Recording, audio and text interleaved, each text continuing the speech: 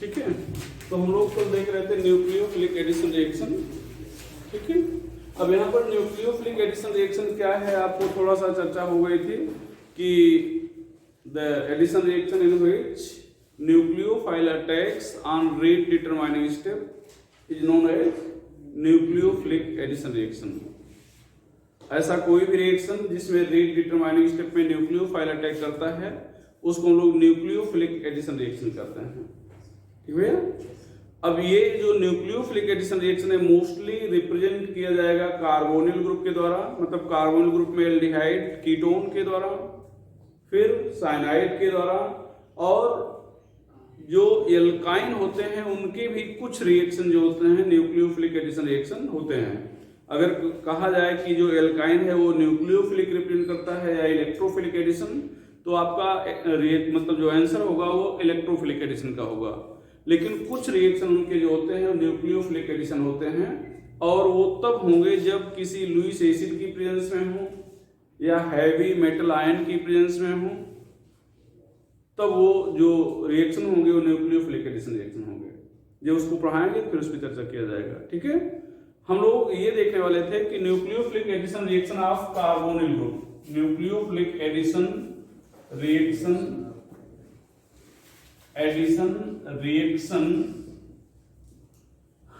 Of carbonyl group, तो ये चीज हम लोग देखने वाले थे। अब ये बताया गया था कि जो carbonyl group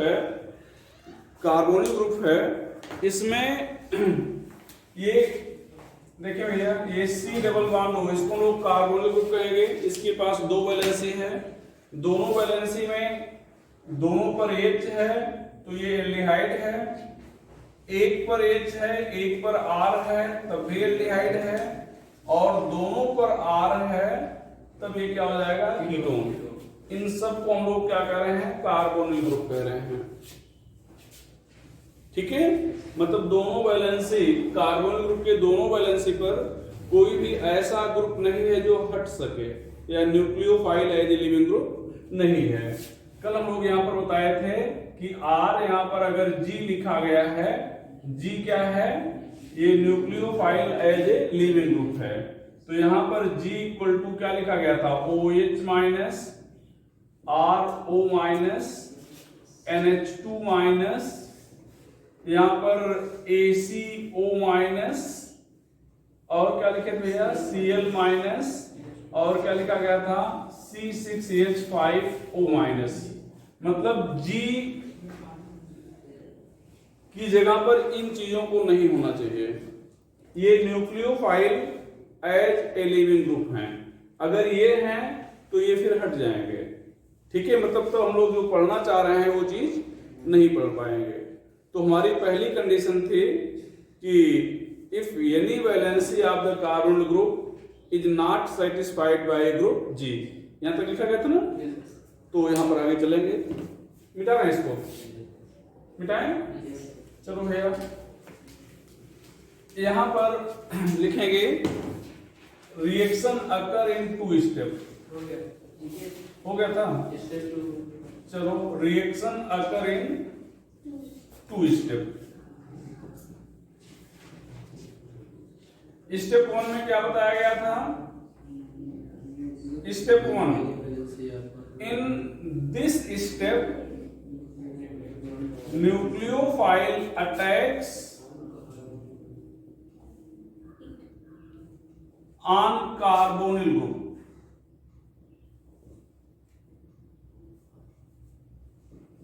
to form reaction intermediate. ये तो मतलब स्टेप 1 में न्यूक्लियोफाइल कार्बोनिल ग्रुप पर अटैक करता है और रिएक्शन इंटरमीडिएट के रूप में, मतलब रिएक्शन इंटरमीडिएट बनता है। ये स्लो स्टेप होता है इसलिए रेट को डिटरमाइन करता है, तो it is slow step, hence rate determining. ये स्लो स्टेप होगा इसलिए रेट को डिटरमाइन करेगा, ठीक है। सेकेंड स्टेप लिखे थे, step second In this step, electrophile attacks on reaction intermediate to form product. इस स्टेप में रिएक्शन इंटरमीडिएट पर इलेक्ट्रोफाइल अटैक करेगा और क्या बनेगा, प्रोडक्ट बनेगा. इट इज फास्ट स्टेप,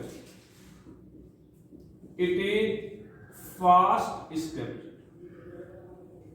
ये फास्ट स्टेप है और फास्ट स्टेप जो होता है रेट को डिटरमाइन नहीं करता.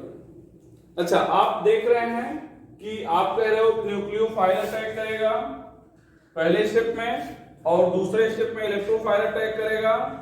न्यूक्लियोफाइल और इलेक्ट्रोफाइल दोनों अटैक करेगा. फिर न्यूक्लियोफिलिक एडिशन क्यों कर रहे हैं, इसलिए कर रहे हैं कि जो रेट डिटरमाइनिंग स्टेप है उसमें क्या अटैक कर रहा है भैया, न्यूक्लियोफाइल अटैक कर रहा है. अगर कोई कहे कि दोनों अटैक कर रहे हैं फिर इसको न्यूक्लियोफिलिक एडिशन क्यों कर रहे हैं, तो आप कहेंगे रेट डिटरमाइनिंग स्टेप में न्यूक्लियोफाइल अटैक कर रहा है, इसलिए हम लोग इसको क्या कहेंगे, न्यूक्लियोफिलिक एडिशन कहेंगे. और अब आप ये भी समझ चुके होंगे कि इस रिएक्शन के लिए जो रिएजेंट है उसमें न्यूक्लियोफाइल और इलेक्ट्रोफाइल दोनों होना चाहिए, जैसा आप कल बताए थे. ठीक है, कि अगर केवल इलेक्ट्रोफाइल है, केवल न्यूक्लियोफाइल है तो ये रिएक्शन नहीं होगा. रिएक्शन के लिए न्यूक्लियोफाइल भी होना चाहिए और इलेक्ट्रोफाइल भी होना चाहिए. मिटा दे इसको, चलो देखा जाए.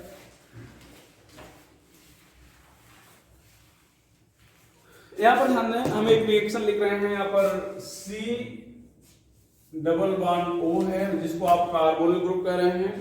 यहां पर मान लो हम लोग HCl लिए हैं. क्या लिए भैया, HCl. इसको बॉन्ड को ब्रेक करेंगे, ये हो जाएगा प्लस, ये हो जाएगा माइनस. यहां पर बॉन्ड को ब्रेक करेंगे, ये हो जाएगा प्लस, ये हो जाएगा माइनस. अब ये Cn माइनस यहां पर अटैक किया किस पर, कार्बन पर, तो ये क्या हो जाएगा, ये बॉन्ड टूट चुका है, O पर माइनस हो गया और यहां पर Cn हो गया और यहां पर सीधे H भी जोड़ दे रहे हैं. अभी तो मैकेनिज्म बाद चर्चा करेंगे. ये प्रोडक्ट हो गया. एक ही कार्बन पर Cn और OH दोनों है तो इसको कहते हैं साइनोहाइड्रिन.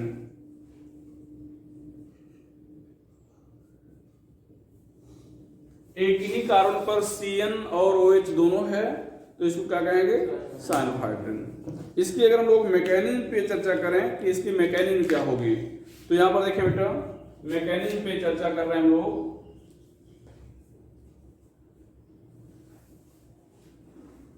यहां पर स्टेप 1, यहां पर ध्यान दो, ये C डबल बॉन्ड O है. यहां पर पार्शियल पॉजिटिव होगा, ये पार्शियल नेगेटिव होगा. पार्शियल पॉजिटिव, पार्शियल नेगेटिव, चूंकि आपसे नेगेटिव आइटम है तो इलेक्ट्रॉन को खींचेगा. यहां पर Nu माइनस, ये सॉरी Cn अटैक कर रहा है. ये Cn, ये बॉन्ड टूट गया है मान लो, ये प्लस, ये क्या हो जाएगा माइनस.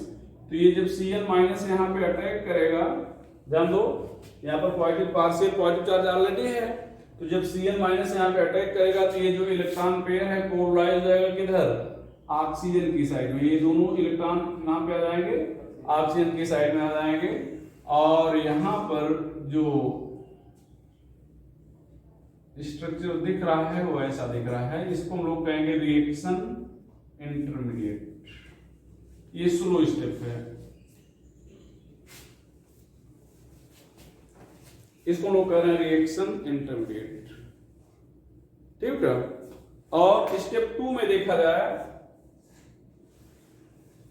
स्टेप 2 यहां पर देखें बेटा, यहां पर क्या है, ये O माइनस है और यहां सॉरी यहां पर Cn है.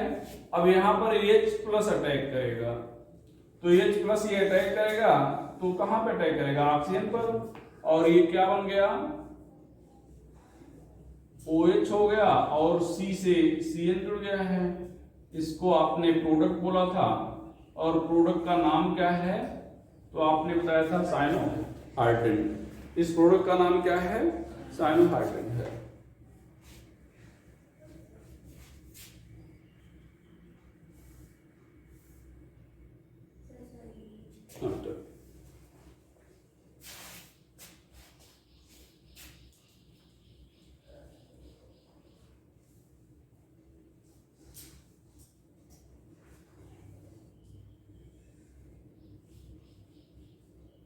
ठीक है ना। तो ये प्रोडक्ट बन गया। अच्छा यहां पर ध्यान दो, इधर आप लोग सभी लोग देखें, अगर यहां पर हम लोग 4 टाइप के इफेक्ट पढ़े थे, इंडक्टिव, इलेक्ट्रोमेरिक, मेसोमेरिक और हाइपर कॉन्जुगेशन, अगर आपसे कहा जाए कि यहाँ पर किस टाइप का इफेक्ट एप्लीकेबल है तो आप कहेंगे इलेक्ट्रोमेरिक। इलेक्ट्रोमेरिक में भी किस टाइप का इफेक्ट है, प्लस ई या माइनस ई, तो आपका आंसर होगा माइनस ई। निगेटिव इलेक्ट्रोमेरिक, क्यों बताया गया था कि निगेटिव में क्या होता है कि जिस एटम पर रिएजेंट अटैक करता है इलेक्ट्रॉन पेयर उसके दूर की साइड में पोलराइज होता है, इसलिए इसको क्या कहेंगे, नेगेटिव इलेक्ट्रोमेरिक इफेक्ट कहेंगे। अच्छा अब यहां पर तो हो गया, अब सबसे जो इंपॉर्टेंट चीज है वो रेट की। जैसे हम लोग कार्बोनिल ग्रुप देख रहे हैं तो इसमें रेट क्या होगा कार्बोनिल ग्रुप का, ये देखा जाएगा, समझ ना। यहां पर ध्यान रखना, पहला rate is directly proportional. Rate किन किन कारकों पर डिपेंड करेगा, किन फैक्टर पर डिपेंड करेगा। देखो ये न्यूक्लियोफाइल को अटैक करना है, कहां पर, कार्बोनिल ग्रुप पर। कहां पे अटैक करना है, कार्बोनिल ग्रुप पर।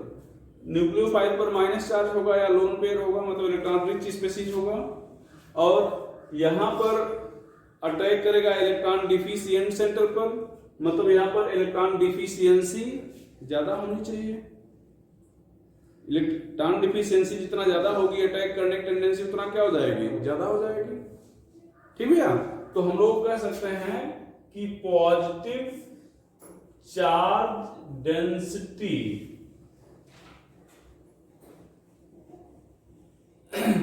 On carbon of carbonyl, positive charge density on carbon of carbonyl. ठीक है, तो ये पॉजिटिव चार्ज डेंसिटी के डायरेक्टली प्रश्न होगी किसके, कार्बन ऑफ कार्बोनिल के। तो इस कार्बोनिल ग्रुप के कार्बन पर पॉजिटिव चार्ज डेंसिटी जितना ज्यादा होगी अटैक करने की टेंडेंसी उतना क्या हो जाएगी, बढ़ जाएगी। अच्छा अब पॉजिटिव चार्ज डेंसिटी को बढ़ाएगा कौन, प्लस आई इफेक्ट या माइनस आई इफेक्ट, कौन बढ़ाएगा भाई, इलेक्ट्रॉन जो खींचेगा वही तो पॉजिटिव चार्ज डेंसिटी बढ़ाएगा, और खींचेगा कौन, माइनस आई इफेक्ट। रिलीज कौन करेगा, प्लस आई इफेक्ट। तो मतलब अगर प्लस आई ग्रुप जुड़ेगा तो इलेक्ट्रॉन को क्या करेगा, भेजेगा, तो पॉजिटिव चार्ज डेंसिटी क्या हो जाएगी, रिड्यूस हो जाएगी। नेगेटिव वाला जुड़ेगा तो खींचेगा। तो अब यहां पर क्या लिखे हम लोग, directly proportional to minus I effect, directly proportional क्या हो जाएगा, minus I effect. Inversely proportional हो जाएगा किसके, प्लस आई इफेक्ट के। इनवर्सली प्रोपोर्शनल हो जाएगा किसके, प्लस आई इफेक्ट के। ठीक है। अच्छा एक और चीज देखें बेटा, सभी लोग ध्यान से देखो, यहां पर एक और फैक्टर आप में बिना हम कुछ कहे बताए आपसे क्वेश्चन सीधे कर रहे हैं। यहां पर देखो यह भी एक कार्बोनिल है, H है, H है, दोनों वैलेंसी पर H जुड़ा हुआ है ये, और यहां पर दोनों वैलेंसी पर R जुड़ा हुआ है, ये R।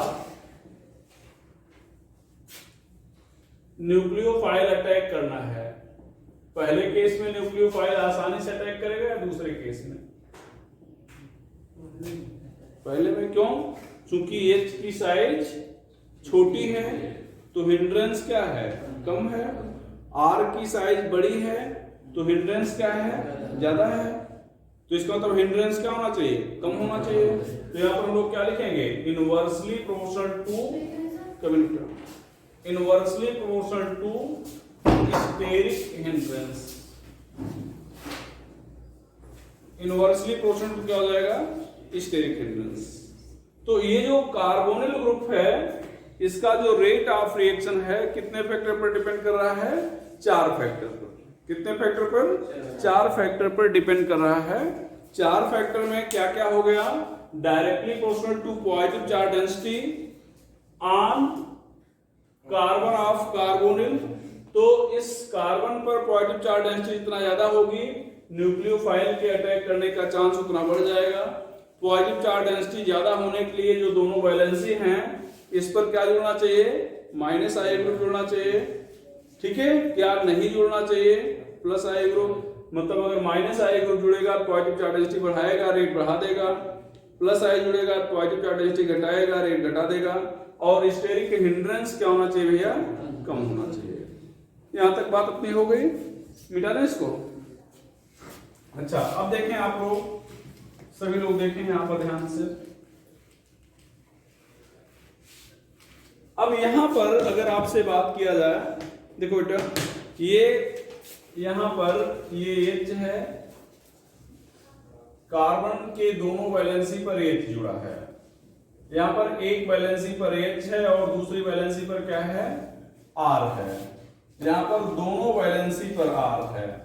अब आप हमें खुद बता सकते हो इन तीनों में सबसे कम रिएक्टिव कौन है, कौन सबसे कम रिएक्टिव है, तीसरा। क्यों, यहां पर देखें, ये जब दोनों R हैं तो एक तो दोनों प्लस आई ग्रुप हैं, दोनों क्या हैं, प्लस आई ग्रुप हैं।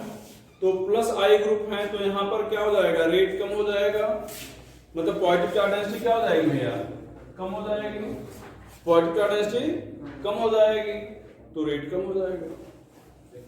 अगर यहाँ पर ऑर्डर अरेंज करना है, मान लो इसको लोगों ने 1 लिख दिया, इसको 2 लिख दिया, इसको क्या लिख दिया, 3 लिख दिया, तो आप ऑर्डर क्या कहना चाहोगे, first is more than second, second is more than third, first is more than second, second is more than third. अच्छा, और एक चीज ध्यान दो, तीसरा कम रिएक्टिव है, चूंकि दो ग्रुप हैं, दोनों प्लस आई हैं, तो प्लस आई होने के कारण यहाँ पर पॉजिटिव चार्ज डेंसिटी को क्या करेंगे, रिड्यूस करेंगे।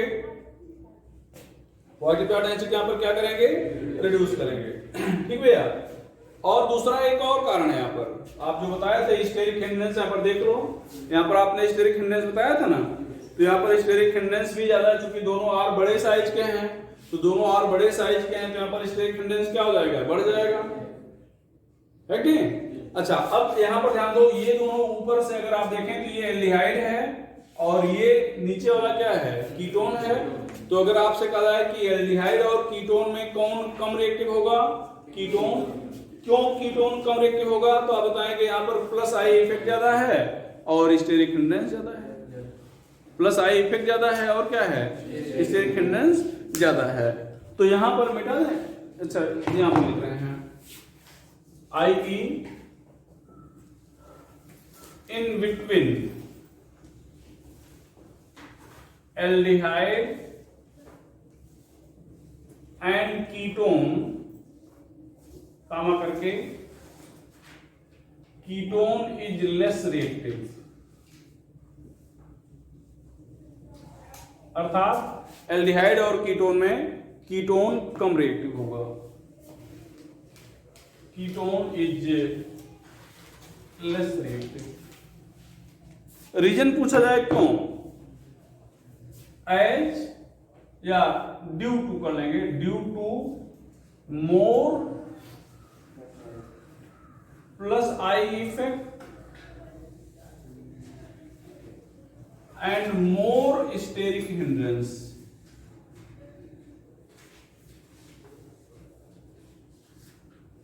मोर plus I effect and more steric hindrance.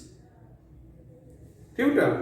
तो अर्थात एल्डिहाइड और कीटोन में कीटोन की क्रियाशीलता कम होगी, क्योंकि स्टेरिक हिंड्रेंस और प्लस आई इफेक्ट कीटोन में क्या होगा, ज्यादा होगा। कीटोन में स्टेरिक हिंड्रेंस और प्लस आई इफेक्ट दोनों ज्यादा होंगे, इसलिए कीटोन की रिएक्टिविटी या क्रियाशीलता क्या होगी, कम होगी।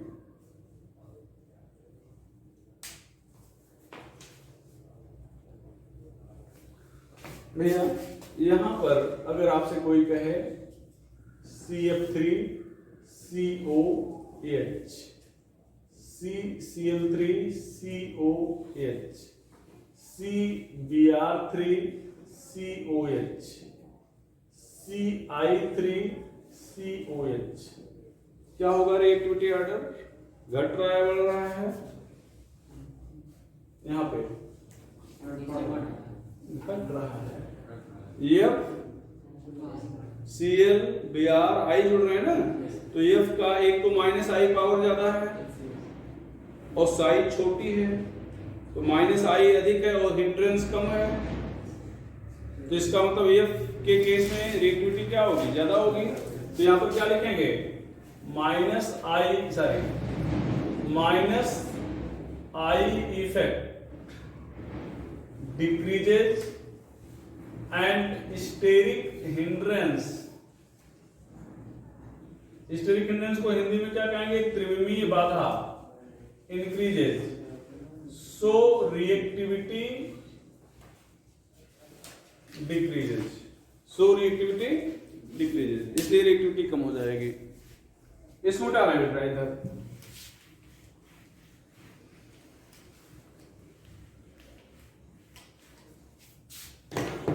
यहां पर ध्यान दो,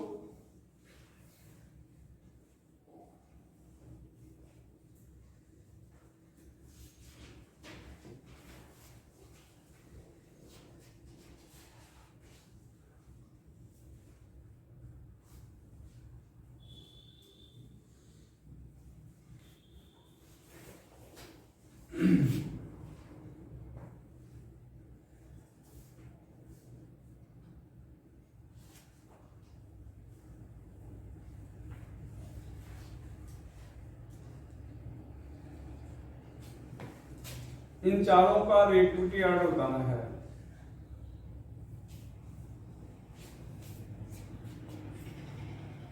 नंबरिंग कर दें, फर्स्ट, सेकंड, थर्ड, फोर्थ।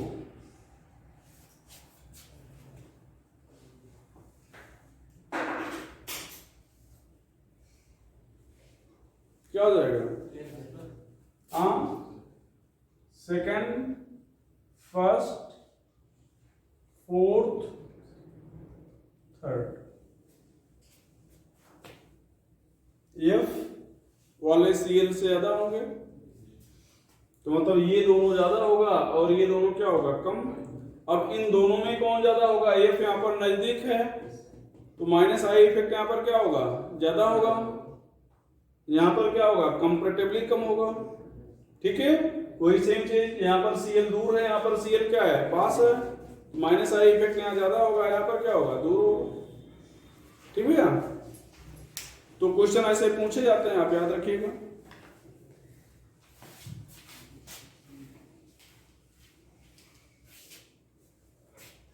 आपके एनसीईआरटी में एक क्वेश्चन बना हुआ है, ध्यान दो, एक क्वेश्चन बना हुआ है एक्सप्लेन करने के लिए।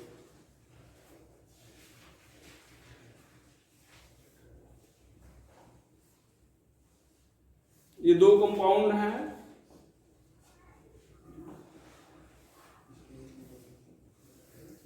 यहां पर इन दोनों में कौन ज्यादा रिएक्टिव है, फर्स्ट और सेकंड।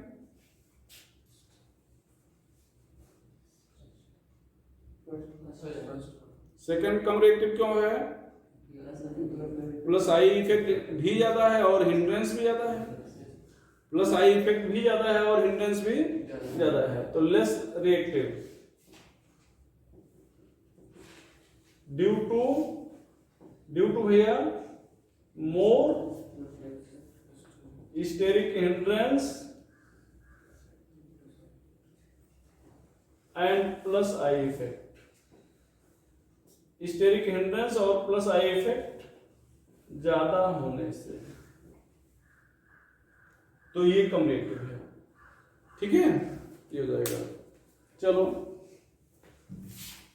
भैया, अब हम लोग चर्चा कर रहे थे अभी तक रिएक्टिविटी ऑर्डर में किस पर, एल्डिहाइड और कीटोन पे। मतलब एक एल्डिहाइड था, दूसरा कीटोन था, तो कीटोन कम रिएक्टिव था, एल्डिहाइड ज्यादा रिएक्टिव था। इसके दो कारण थे, दो लेस रिएक्टिव होने के, एक तो प्लस आई इफेक्ट ज्यादा था, दूसरा हिंड्रेंस ज्यादा था कीटोन में। अच्छा, अब हम लोग एलिफैटिक और एरोमेटिक ले रहे हैं। यहां पर ध्यान दो, इन बिटवीन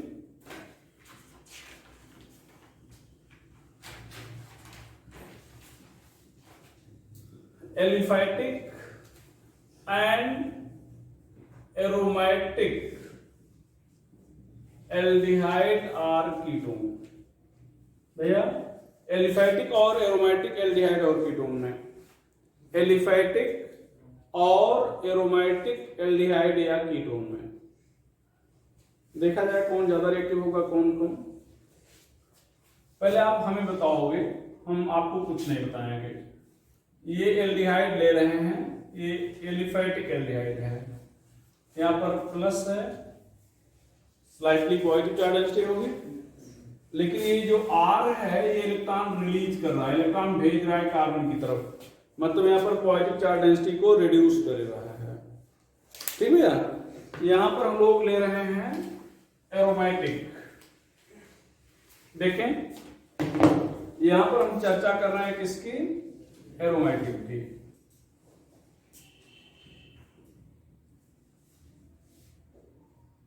देखिएगा ये, अब यहां पर ध्यान दो बेटा, इधर ध्यान दो, ये पहली पोजीशन मान लें, ये सेकेंड पोजीशन, ये थर्ड पोजीशन। पहली पोजीशन पर पाई बॉन्ड है और थर्ड पोजीशन पर भी क्या है, पाई बॉन्ड, इसका मतलब रेजोनेंस है। तो क्या किया जाए, ये जो पाई बॉन्ड है ये कार्बन और ऑक्सीजन के बीच के कहां जाएगा, ऑक्सीजन पर माइनस चार्ज मिल जाएगा, पीछे वाला बॉन्ड आगे चला आता है, बताया गया था। यहां पर क्या होगा, प्लस, यहां पर ध्यान दो,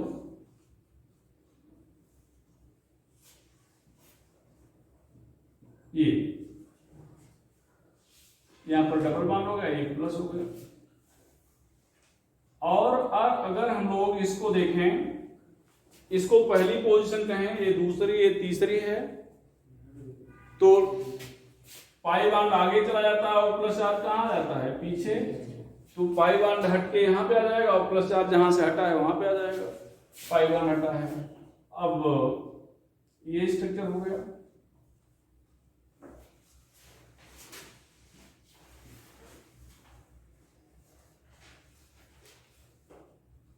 ये पाई बॉन्ड हो गया, ठीक है। अब ये पहली पोजीशन माने, ये दूसरी, तीसरी हो जाएगी, तो ये बॉन्ड यहां से यहां पे आ गया और प्लस चार्ज यहां पे आ गया।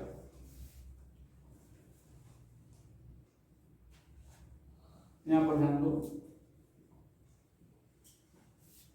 ये प्लस चार्ज यहां पे आ गया। और अब अगर इसके इंटरमीडिएट की चर्चा करें, तो इंटरमीडिएट ऐसे हम लोग बनाएंगे,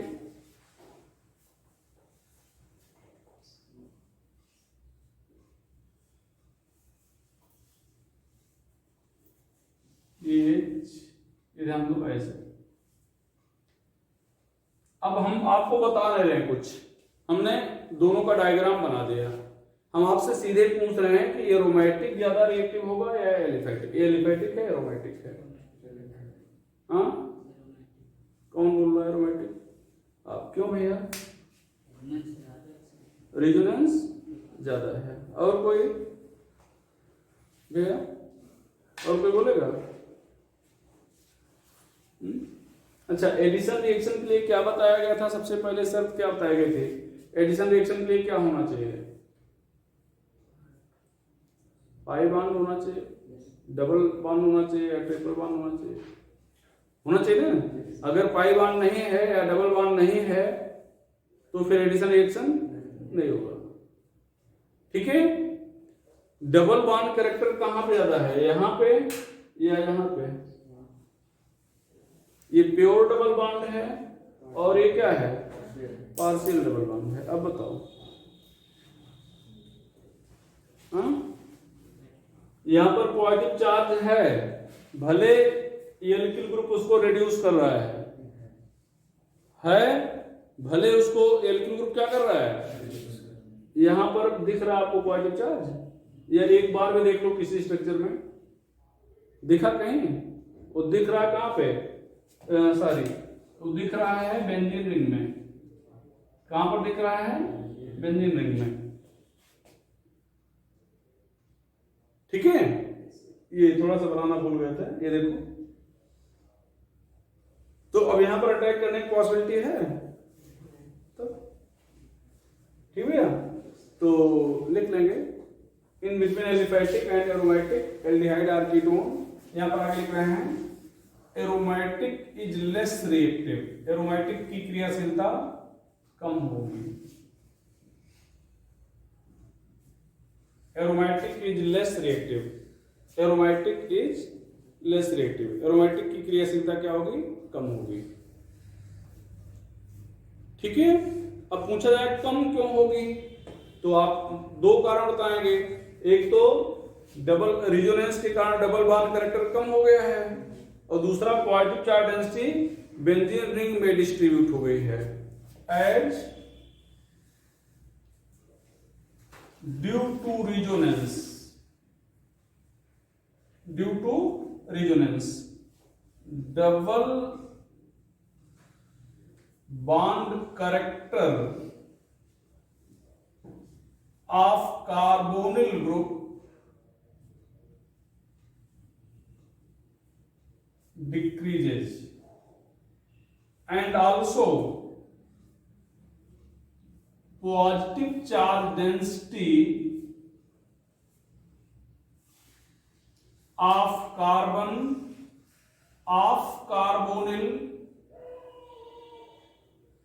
group distributed in benzene ring। Hindi बोलना पड़ेगा, ठीक है। एरोमेटिक और एलिफेटिक में एरोमेटिक की क्रियाशीलता कम होगी, कारण क्या है, क्योंकि अनुनाद के कारण उसका डबल बॉन्ड कैरेक्टर कम हो गया है, और कार्बोनिल ग्रुप के कार्बन की जो पॉजिटिव चार्ज डेंसिटी है वो डिस्ट्रीब्यूट हो गई कहां पर, बेंजीन रिंग में। डायग्राम बना लेंगे।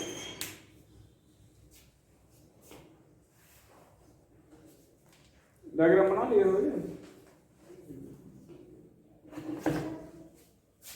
मिटा दे बेटा, बना रहा, बना लो।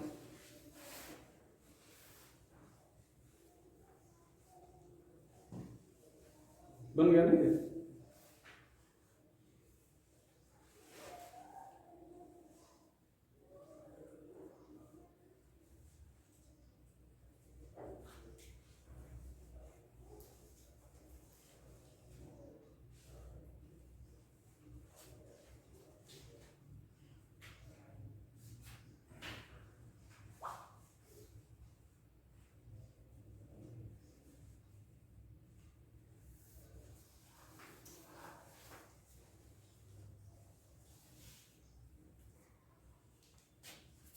डन है बेटा।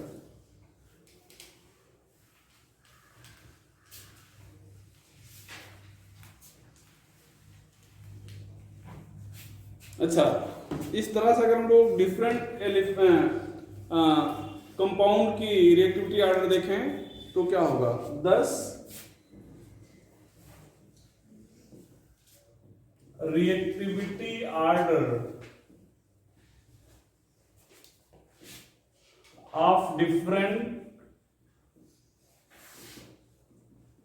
aldehyde and ketone is as follow। reactivity order of different aldehyde and ketone is as follow। यहां पर ध्यान दो, आप खुद समझ रहे होंगे।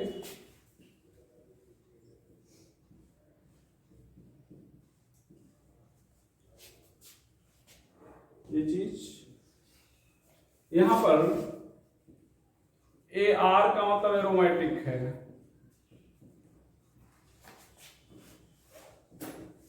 ये कीटोन,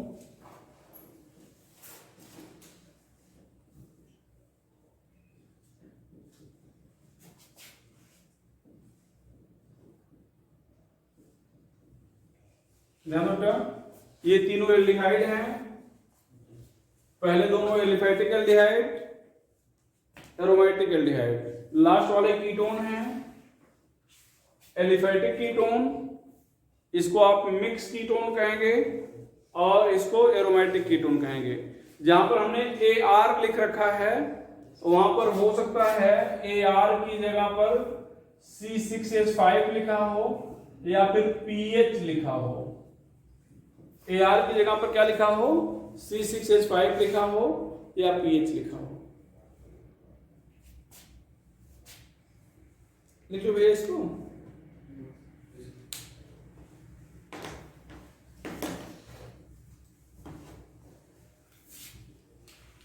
अब एक चीज हम और आपको बताना, इसको मिटा नीचे वाले मिटा दे रहे हैं, ध्यान देना बेटा। पहले आपको बताया गया कि एल्डिहाइड और कीटोन में कौन ज्यादा रिएक्टिव है, एल्डिहाइड। फिर एलिफेटिक और एरोमेटिक में कौन ज्यादा रिएक्टिव है, एलिफेटिक। एरोमेटिक कम रिएक्टिव है।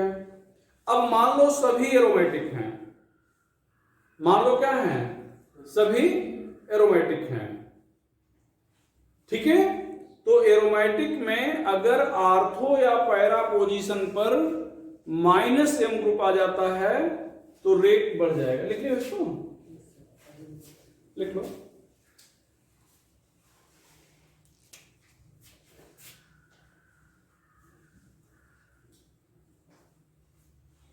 In case of aromatic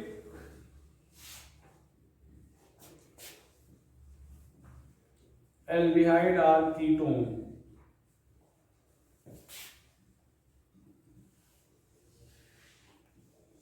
presence of -m group at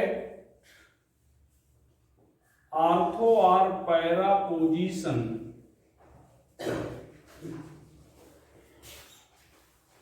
increases rate for nucleophilic addition reaction. There, in case of aromatic aldehyde or ketone,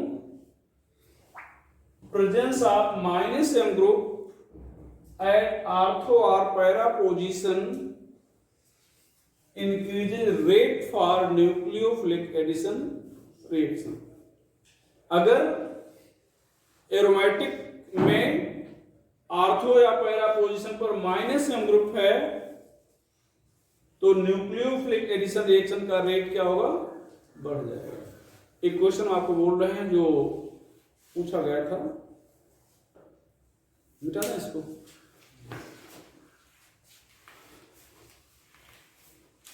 represent reactivity order of following. Question है represent reactivity order of following for nucleophilic addition reaction. निम्न का nucleophilic addition reaction के लिए क्रियाशीलता का क्रम बताएं।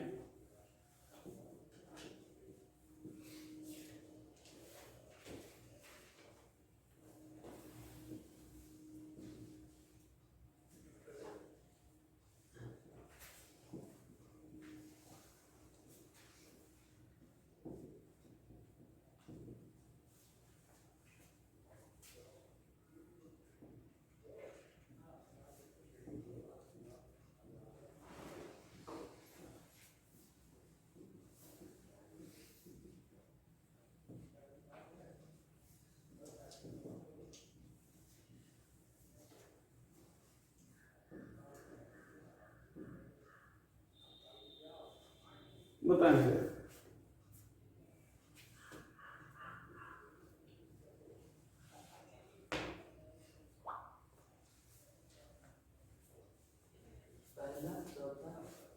First मतलब A more than D, B more than B और सी। ध्यान दें बेटा, सही आपने एकदम सही बताया है। ए -m ग्रुप है, बाकी सभी +m है, बाकी सभी क्या है, +m। अब +m में जो F है ये भले +m है लेकिन इसका -i पावर काफी ज्यादा होता है, तो -i पावर काफी ज्यादा होने के कारण फिर ज्यादा कर देंगे इसको। यहां पर देखो CH3 और CH3O मतलब ईथर ग्रुप, ये दोनों +m है लेकिन CH3 की +m पावर ज्यादा है, CH3O की +m गलत बोल दिए, CH3 की +m पावर कम है और CH3O की +m पावर क्या है, ज्यादा है। तो इसलिए CH3O कम रिएक्टिव होगा CH3 के कंपेरिजन में। तो सबसे कम रिएक्टिव कौन हो गया, CH3। ठीक है, चलो इसको उठा दें। तो ध्यान रखिएगा, क्वेश्चन कई इसमें कराते चल रहे हैं, बताते चल रहे हैं, ऐसे ही क्वेश्चन पूछे जाते हैं। ध्यान दो, आपसे कहा गया, ध्यान देना बेटा, कि हम लोग न्यूक्लियोफिलिक एडिशन रिएक्शन पढ़ रहे हैं, लेकिन कार्बोनिल ग्रुप के किसी भी वैलेंसी पर ग्रुप जी नहीं होना चाहिए। ये तो कहा गया। अब ये मान रहे हैं, सेकंड पॉइंट हम लोग पढ़ रहे हैं कि if group G is present, ठीक है, at any valency of carbonyl group, लिख लेंगे if group G is present. इसको उठा दे ऊपर को, क्वेश्चन उठा दे। आप लोग तुरंत बोला करो यार, कई बार वही चीज।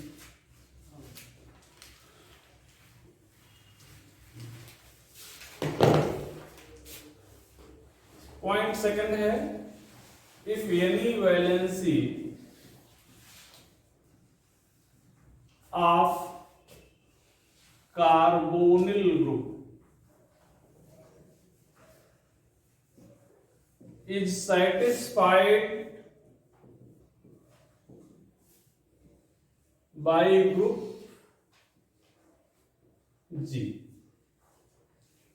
G क्या है? Nucleophile as a leaving group, कई बार बता दिया गया, अब तो याद भी हो चुका होगा आपको, ठीक है। मतलब ग्रुप जी की जगह पर ये नहीं दिखने, मतलब अब दिखने चाहिए, पहले नहीं दिखना था। यहां पर ध्यान दो, देखो बेटा, रिएक्शन सब कुछ वैसा है, बहुत कुछ अंतर नहीं है। Now reaction is nucleophilic addition,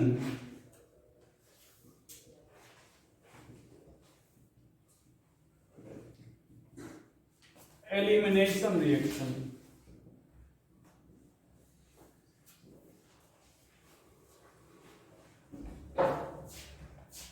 nucleophilic addition, elimination reaction. ध्यान दो बेटा, अगर कार्बोनिल ग्रुप के किसी भी वैलेंसी पर ग्रुप जी है तो रिएक्शन न्यूक्लियोफिलिक एडिशन, एलिमिनेशन होगा। न्यूक्लियोफिलिक एडिशन क्या होगा? एलिमिनेशन होगा, समझ ना? तो वही लिखा गया, now reaction is nucleophilic addition, elimination reaction. तो अपक्रिया नाभिक से ही योगात्मक विलोपन होगी। देखें यहां पर ध्यान दो, यहां पर इसको ऐसे लिख रहे हैं RCO, यहां पर G लिख रहे हैं, यहां पर ध्यान दो भैया, NU माइनस न्यूक्लियोफाइल, देखना ध्यान से, यहां पर कार्बन पर तो प्लस चार्ज होगा ही, स्लाइटली पॉजिटिव होगा, और ऑक्सीजन पर स्लाइटली क्या होगा? नेगेटिव, क्योंकि ऑक्सीजन नेगेटिव है। ये जब न्यूक्लियोफाइल अटैक करेगा, इस कार्बन को अपना इलेक्ट्रॉन देगा, तो कार्बन का जो शेयर इलेक्ट्रॉन है किधर चला जाएगा? ऑक्सीजन की तरफ। ये हो गया RCO माइनस, यहां पर G और यहां पर हो गया NU, जुड़ गया। ये रिएक्शन इंटरमीडिएट है, ध्यान देना। इसको लोग कहेंगे, 4 बॉन्ड बने ना, तो हाइड्रोजन sp3 है और टेट्राहेड्रल कॉम्प्लेक्स कहेंगे। तो अगर आपसे कहा जाए कि इसका जो इंटरमीडिएट है वो क्या है होता है, तो आप कहेंगे टेट्राहेड्रल कॉम्प्लेक्स होता है। इस रिएक्शन का इंटरमीडिएट क्या होता है? टेट्राहेड्रल कॉम्प्लेक्स होता है, ठीक है। अच्छा, अब यहां पर आगे ध्यान देना है, कार्बन की वैलेंसी कितनी होती है? 4, मतलब कार्बन 4 बॉन्ड बना सकता है। कितने बॉन्ड दिख रहे हैं? 4 ही दिख रहे हैं ना, 4 से ज्यादा हो नहीं सकता। ये जो ऑक्सीजन के पास इलेक्ट्रॉन है, मतलब माइनस चार्ज आ गया है, इलेक्ट्रॉन है, अब ऑक्सीजन फिर से चाहेगा कि अपना इलेक्ट्रॉन कार्बन के साथ शेयर कर ले, या कार्बन को इलेक्ट्रॉन देने का प्रयास करेगा। अगर ऐसा करता है तो क्या होगा? कर पाएगा? भाई कार्बन 4 ही बॉन्ड बनाता है, 4 बॉन्ड ऑलरेडी बना हुआ है, कार्बन 4 ही बार बनाता है और 4 ऑलरेडी बना हुआ है। तो अब ऑक्सीजन अगर फिर से बॉन्ड बनाना चाह रहा है तो या तो बना नहीं पाएगा, और अगर बनाता है तो किसी एक को हटना पड़ेगा, किसी एक को हटना पड़ेगा। ऑक्सीजन डबल बॉन्ड बनाने जा रहा है तो हटेगा नहीं, हटेगा। आर लीविंग ग्रुप होता ही नहीं, मतलब हटने वाला ग्रुप ही नहीं है, उसकी बेसिसिटी बहुत ज्यादा होती है, आर माइनस की, हटता ही नहीं है, मतलब हटता ही नहीं है। ऑक्सीजन बॉन्ड बनाने जा रहा है इसलिए नहीं हटेगा, आर हटता ही नहीं है इसलिए नहीं हटेगा, बेसिसिटी बहुत ज्यादा है। बचे कौन? NU और G।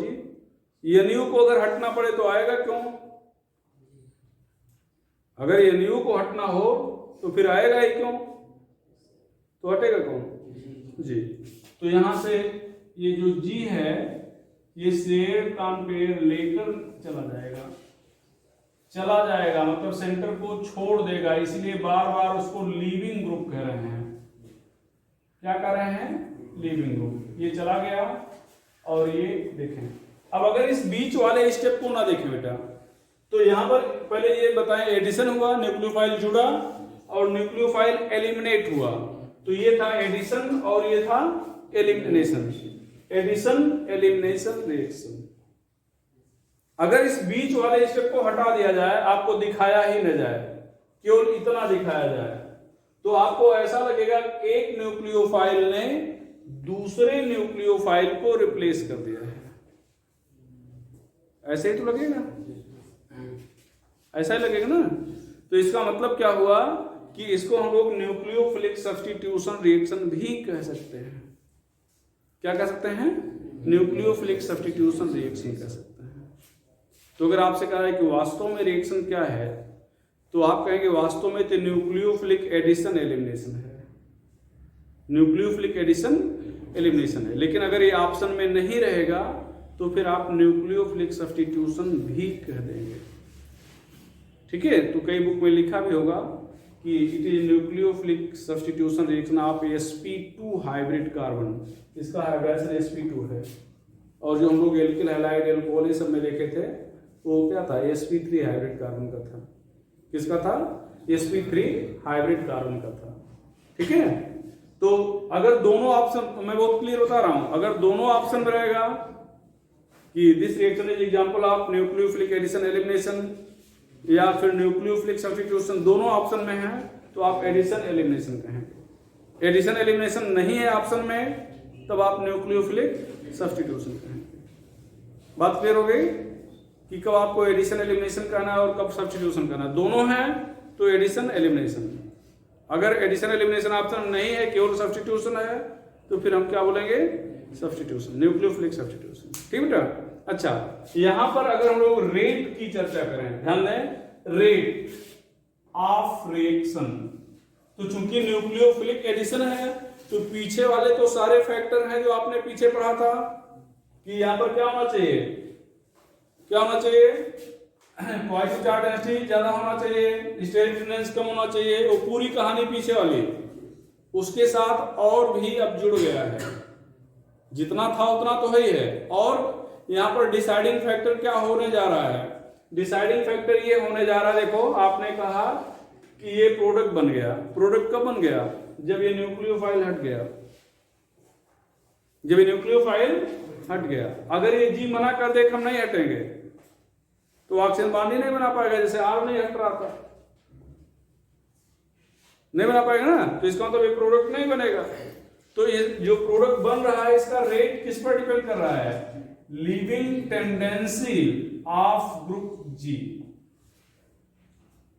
ग्रुप जी की लीविंग टेंडेंसी क्या है? लीविंग टेंडेंसी को हटने की प्रवृत्ति बोलेंगे। ठीक है, और लीविंग टेंडेंसी ये इनवर्सली प्रोपोर्शनल होगी बेसिसिटी की। ये पढ़ाया भी गया था जब न्यूक्लियोफिलिक सब्स्टिट्यूशन पढ़ा रहे थे। ये रिएक्शन इंटरमीडिएट क्या है इसको भी ध्यान रखिएगा। ठीक है बेटा? और यहां पर हमने यहां पर देखो इधर बेटा, ये यहां पर Cl माइनस लिख रहे हैं, ACO माइनस लिख रहे हैं, ये सब लिखा है इधर। यहाँ पर OH माइनस लिख रहे हैं, RO माइनस लिख रहे हैं, NH2 माइनस लिख रहे हैं। ACO माइनस समझ रहे हो ना क्या है? CH3COO minus. यहाँ पर बेसिसिटी बढ़ रही है, बेसिसिटी बढ़ रही है, लीविंग टेंडेंसी घट रही है। रेट क्या होगा? रेट क्या होगा भैया? घटेगा। रेट क्या होगा? घटेगा। ऊपर इसको मिटा दें 2-3 लाइन। यहां पर देखेंगे आप लोग सब, देखें भैया यहां पर हम लोग लिखने वाले हैं क्या? अब ये वो हो गया। यहां पर हम लोग लिख रहे हैं R, यहां पर COCl, RCOOAC,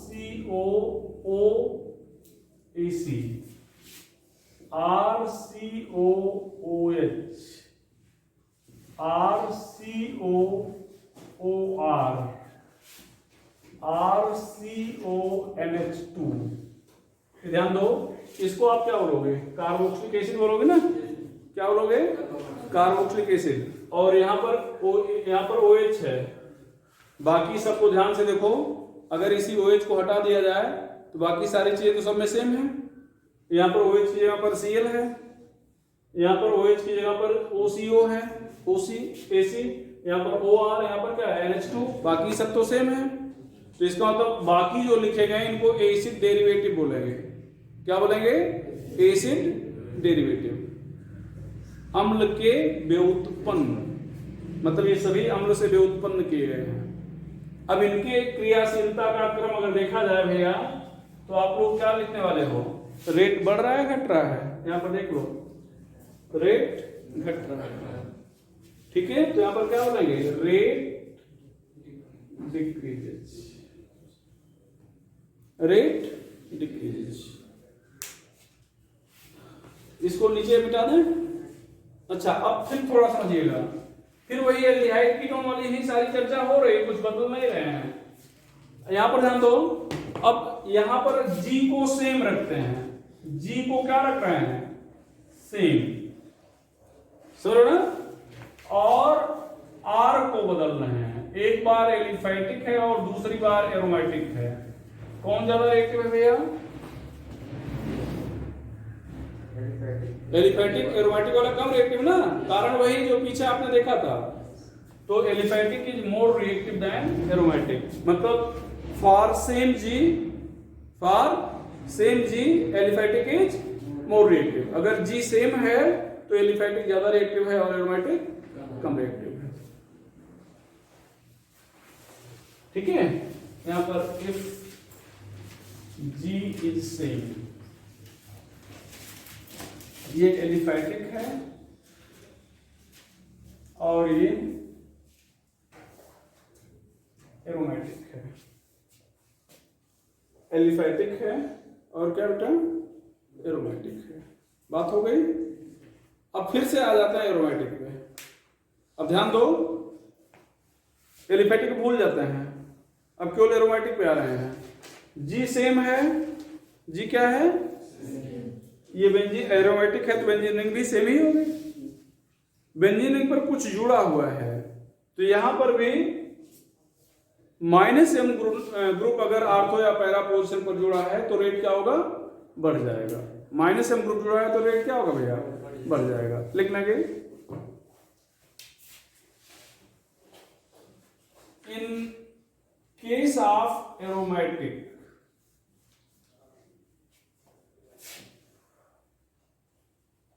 presence of -m group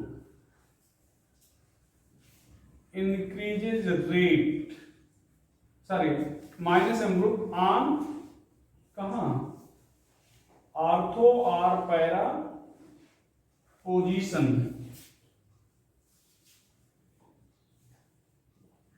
increases rate of reaction। Aromatic case में ऑर्थो या पैरा पोजीशन पर माइनस m ध्रुव होने पर रेट क्या होगा भैया, बढ़ जाएगा। इसको मिटा रहे हैं और यहाँ पर हमें कुछ बताना नहीं है, सीधे एक क्वेश्चन कराना है। ये सब क्वेश्चन ही है जो एग्जाम्पल दे रहे हैं, सब क्वेश्चन है भैया। हाँ, एक क्वेश्चन लिखो, represent reactivity order of following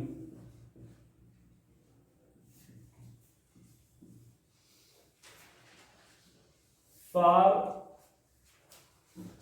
nucleophilic addition elimination. या बस फॉलोइंग कर दो, है ना, फार छोड़ दो, फार छोड़ सकते हो, ठीक है बेटा। यहां पर ध्यान दो, ये क्वेश्चन जो आपको बोल रहे हैं सीबीएसई पीएमटी में आया हुआ क्वेश्चन है।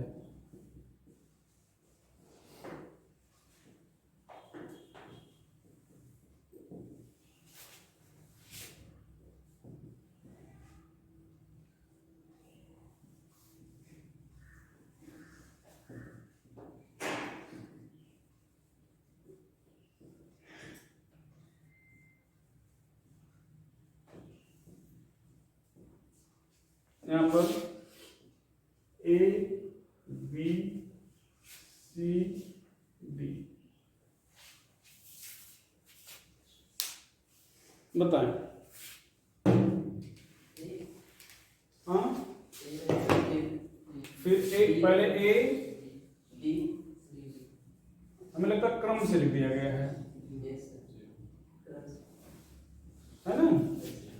माइनस एम कोई नहीं, प्लस एम तो माइनस एम बढ़ाएगा, प्लस एम घटाएगा, तो इसका मतलब ये दोनों घटने वाले हैं ना भैया। और बी में कम से कम बढ़ेगा नहीं, घटेगा भी नहीं, और यहाँ पर ये दोनों घटेंगे, तब इसमें जिसका प्लस एम पावर ज्यादा होगा ज्यादा घटेगा, जिसका प्लस एम पावर कम होगा वो कम घटेगा। ठीक है, चलो आज की कहानी ये पे खत्म करते हैं। नेक्स्ट डे हम लोग पढ़ेंगे क्या, एलिमिनेशन रिएक्शन।